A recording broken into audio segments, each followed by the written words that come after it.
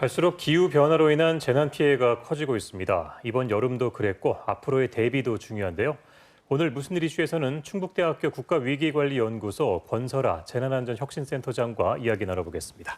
자, 센터장님 안녕하십니까? 네, 안녕하세요. 네, 재난 상황에 대한 대비 대처가 중요한 시대입니다. 먼저 센터장님이는 국가위기관리연구소에 대한 간단한 소개부터 시작해볼까요?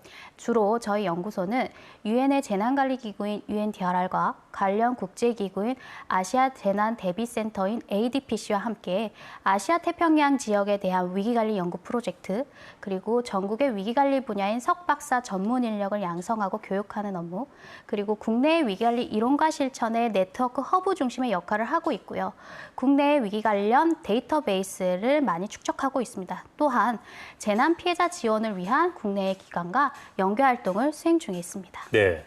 자, 그럼 이 재난 안전 분야에서 요즘 가장 주목하고 있는 사안이랄까요? 어떤 게 있나요? 네, 전 세계적으로 이제 도시들이 가뭄, 홍수, 열섬, 극한호우나 자연재난의 피해를 입고 있는데요. 특히 UNDRR이라는 재난기구에서는 글로벌 환경 변화에 대한 취약성이 매우 증가할 것으로 결론 내린 바 있습니다. 또한 세계 경제 포럼인 다보스 포럼에서도 2019년도 전 세계 리스크 보고서를 통해서 전 세계 리스크 중 탑 1에서 탑 3까지 극한 기상, 기후로 인한 사건들, 그리고 기후변화 감축 적응의 실패들, 그리고 자연재난을 제시하는 등 기후변화나 자연재해로 인한 영향이 도시나 국가 단위의 리스크로 확대될 걸로 보고 있어요.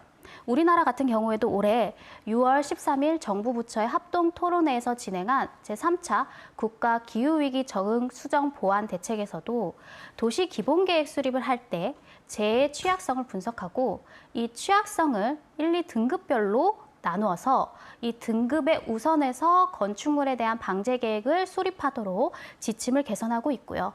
도시의 기후 탄력성 확보 평가 관리 기술과 관련한 R&D 개발을 통해서 그린 인프라 등 효과의 정량적인 평가 체제를 구축하고자 노력하고 있습니다. 네, 지역 차원에서도 이 극한 기후 대비에 대한 논의가 시작되고 있습니다. 최근에 그 청주에서 관련 세미나도 열렸는데 가장 중점적으로 다뤄진 사안은 어떤 겁니까? 네, 최근 중부 지역을 강타한 이 물폭탄으로 인해서 인명피해가 속출했습니다. 이 인명피해로 인해서 재난에 대한 사각지대와 위험이 노출이 되면서 재난 현장의 가장 최일선에 있는 지방정부의 정책 대안 마련에 대한 필요성이 대두되었어요. 이런 것들에 따라서 지역사회가 미래의 극한 기후위기, 특히 극한호우와 같은 자연재난에 효과적으로 대비하고 이로 인한 인명피해나 재산피해를 최소화하기 위한 지방정부의 역할과 전략을 집중적으로 논의하고자 세미나가 진행이 되었고, 이를 통해서 지역사회의 안정과 지속가능한 발전을 위한 실질적 방안을 모색하려는 것이 본 세미나의 목적이었습니다.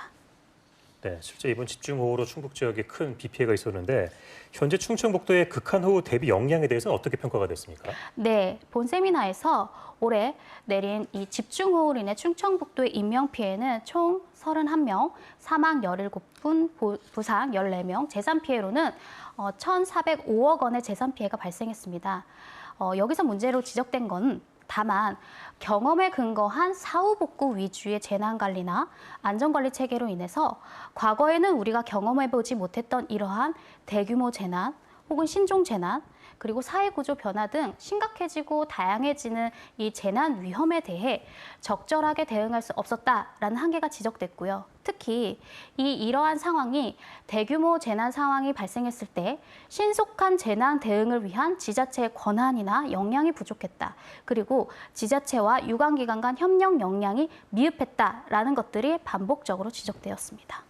네, 여러 가지 문제점들이 나타나고 있습니다. 대비 역량을 강화하기 위한 방안, 어떤 게 좀 논의가 됐나요? 네, 크게 3가지 방안으로 논의 결과가 나왔는데요.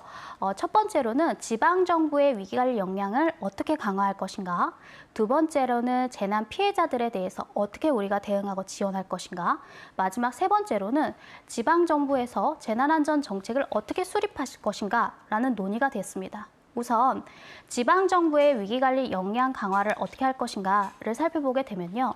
재난안전 업무 수행을 위한 전문성 제고를 위해서 채용을 변화해야 된다라는 이야기가 있었어요. 즉, 재난안전 분야의 전문직이나 전문직위제 공무원을 확대하거나 우리가 이야기하고 있는 방재직렬의 공무원에 대한 채용을 확대시켜야 된다.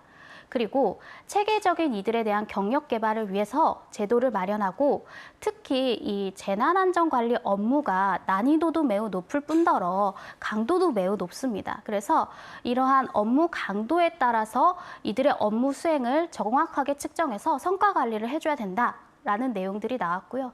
또한 다양하고 복합한 재난 상황에 제대로 적응할 수 있는 이런 공무원들에 대한 교육 프로그램을 개발하고 그리고 공무원들의 이 직급별 교육 훈련을 개발해야 된다. 라는 세부화된 이야기들이 이제 지적이 되었습니다. 그리고 적극 행정을 하기 위해서 면책 제도도 좀 활성화해야 하고 예. 재난 대응 책임에 대한 부담을 최소화시켜야 된다라고 고려를 한 사항이 필요하다라는 이야기가 있었습니다. 다음으로 이 재난 피해자들을 어떻게 우리가 지원할 것인가에 대한 내용으로는 이 재난 피해자 지원을 위해서 그 재난 현장 수습 기간 동안에 별도의 상설화된 전담 조직이 필요하다라는 의견이 나왔습니다. 마지막으로 지방 정부의 재난 안전은 어떻게 정책을 수립할 것인가 하는 방향으로는 참여형 계획 수립이 필요하다라는 내용이 나왔습니다. 즉 주민이 실질적으로 참여하는 정책 수립 계획과 실행 과제에서 그 관련한 신규 과제나 핵심 과제 이러한 것들이 기존에 갖고 있는 사업들과 연속성을 갖고 조화를 이루어야 된다라는 이야기가 제기되었습니다. 네. 이런 재난 안전 분야의 역량 강화와 또 구체적인 실현을 위해서 정책적으로 뒷받침해야 할 사항 어떤 게 있을까요?